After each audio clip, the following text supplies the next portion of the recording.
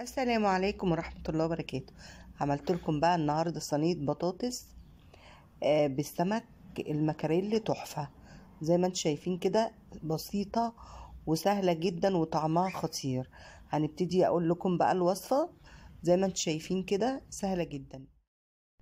طبعا انا عندي هنا بطاطس قطعتها شرايح كده مدورة، وطماطم وفلفل رومي وبصل. اول حاجة طبعا بطاطس مغسولة، هحط الطماطم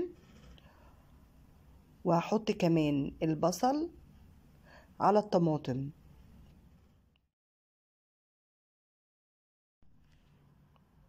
زي ما انتم شايفين كده البطاطس نضيفة، وبقطع الطماطم وبحط طماطم وبصل على البطاطس كده زي ما انتم شايفين، بقلبهم كويس. وبعد كده احط فلفل رومي،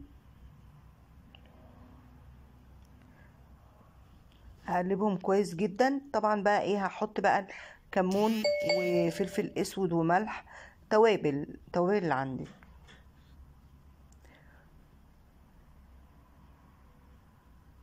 كده انا حطيت كمون ورشة ملح.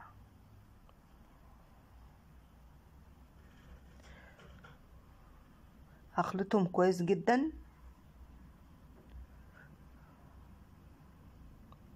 بصوا زي ما انتم شايفين كده.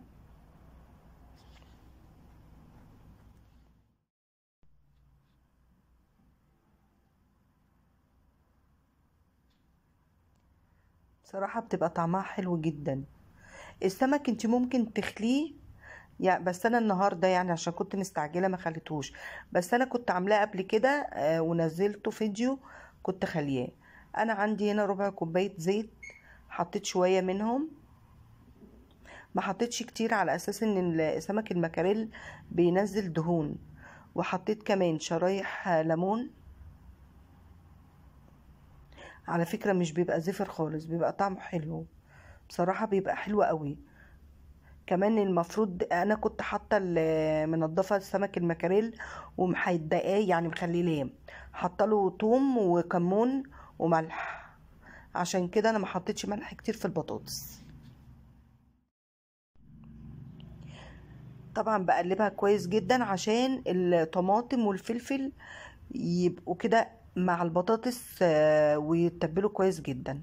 انا عندي هنا سمك مكاريل كيلو، لو انت حابه بقى تجيبي نص براحتك.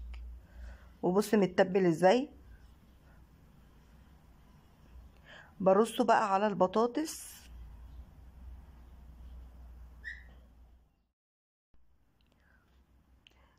لو انت حابه بقى تعملي الرز بتاع السمك براحتك، بس انا بحب اكلها مع عيش كده وسلطه، بتبقى حلوه قوي.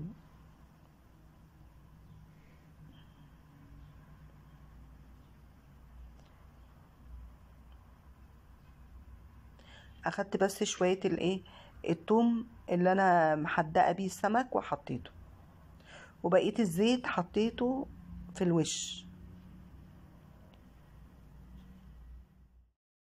زي ما انتم شايفين كده بقى البطاطس جاهزه معايا، هلفها بورق الفويل وهدخلها الفرن اول ما تستوي. او بصي كده ممكن تحطيها كده على عين البوتاجاز من فوق، زي ما انا هعمل كده، هحطها على عين البوتاجاز من فوق. واول ما تستوي هدخلها بقى في الشوايه، هشيل ورق الفويل وهدخلها الشوايه. بتبقى شكلها كده، بصوا حلوه ازاي وتحفه وطعمها جميل جدا.